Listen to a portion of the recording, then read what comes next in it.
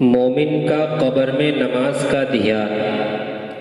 حضرت جابر رضی اللہ تعالی عنہ فرماتے ہیں کہ رسول اللہ صلی اللہ تعالی علیہ وسلم نے ارشاد فرمایا کہ جب مومن کو قبر میں داخل کر دیا جاتا ہے تو اس کو ایسا معلوم ہوتا ہے جیسے سورج چھپ رہا ہو،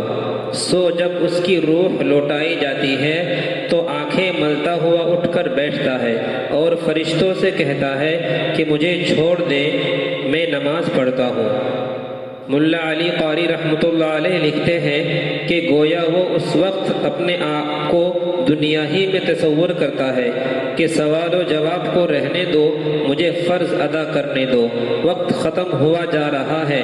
میری نماز جاتی رہے گی۔ پھر لکھتے ہیں کہ یہ بات وہی کہے گا جو دنیا میں نماز کا پابند تھا اور اس کو ہر وقت نماز کا خیال لگا رہتا تھا۔